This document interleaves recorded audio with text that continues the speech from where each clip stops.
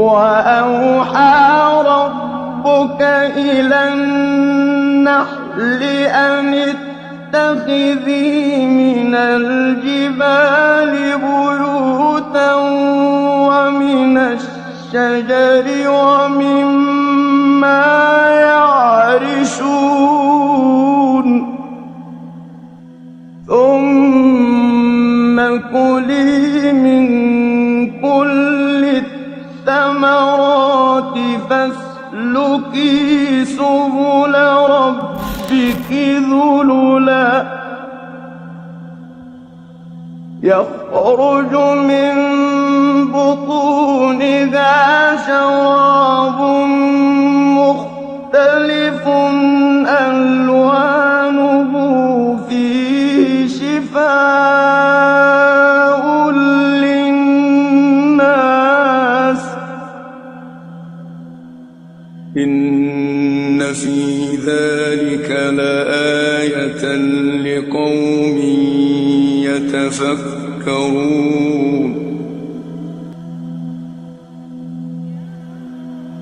دی آیتونو کې الله د شاتو د مچې تذکره وکړه او د شاتو د مچې تذکره زکه وکړه.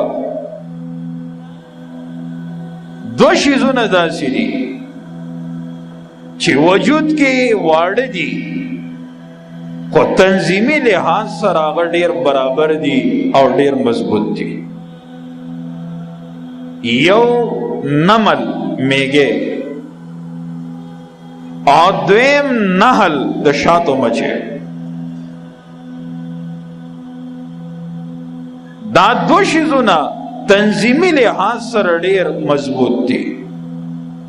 د دې خپل یو امیر وی او لاندې خلق دا امیر په امارت کې کار کوي. دغه تنظیمی دانچې چې د ډیره مضبوطه ده او د امیر اطاعت او تابعداري پکې ډېر ده. ځکه الله د دې په نوم په قرآن کې پوره سورتونه ولګول، سورۃ النحل او سورۃ النمل.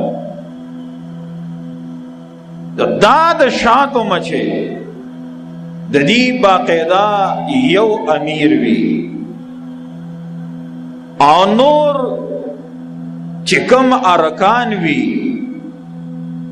دا هغه درې قسمه وی. څو قسمه وی؟ درې قسمه.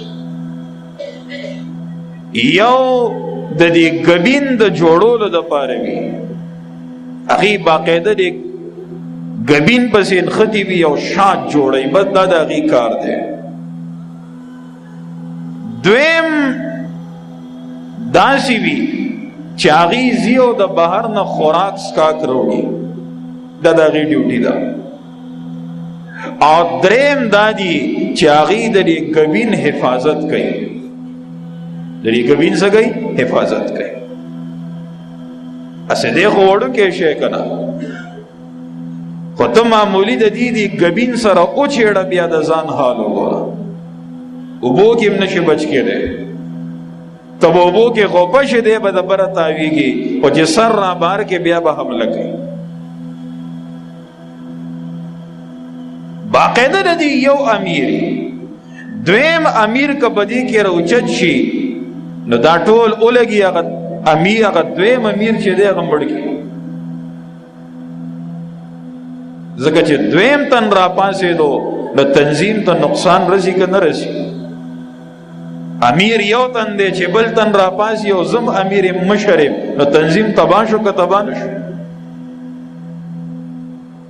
دې مچو کې چې کومه سسته مچې وي باقاعده دی لګي کېږي او هغه سسته مچې مړه کوي، نه پرېږدي. بل په دې کې یو صفت دا دی چې دا رازدار دي. څه دي؟ رازدار دي، انتهایی رازدار دي او دومره رازدار دي چې د بل ګبین مچې خپل ګبین کې نه پرېږدي. د په دې ریسرچ شوي دي. د بل ګبین یعنی د بل تنظیم مچې هغه په خپل تنظیم کې نه پرېږدي. دا دومره رازدار دي.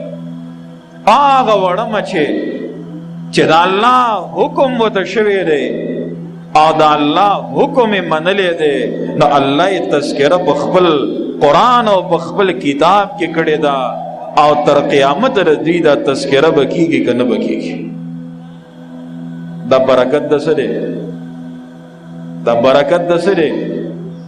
دا د تنظیم دی، دا برکت د الله د حکم د منلو دی. ځکه وایي وَأَوْحَىٰ رَبُّكَ إِلَى النَّحْلِ. او بیا هغه یو لوی برکت او فائدہ چې د الله حکم ومنلو، نو خلکو ته ترنه فائدہ روانه شو. چا چې د الله حکم منلی دی، یاد ساته خلکو ته د خلکو دپاره هغه سبب د فائدې ګرځېدلی دی، او چا چې د الله حکم نه دی منلی هغه د خلکو دپاره سبب د عذاب او د تکلیف ګرځېدلی دی. مچې ته وګوره، د رب حکم ورته شوی دی او د رب حکم یې منلی دی، نو خلکو له سبب د فائدې شوی که نه دی شوی؟ یخرج من بطونها شراب مختلف الوانه، او هغه فائدہ خلکو ته څه ده؟ فیه شفاء للناس، دې کې خلکو له فائدہ ده. د الله حکم ومنه چې خلکو ته دنه فائدہ ورسي، او چې د الله حکم نه مني نو خلکو ته فائدہ نه، بلکې بیا ته د معاشرې دپاره یو فساد او د معاشرې دپاره یو سبب د شر او دروانی. ان فی ذلک لآیہ، یقینا پدې کې خامخا دلائل دي لقوم یتفکرون، د پاره د قوم یتفکرون چې سوچ کوي.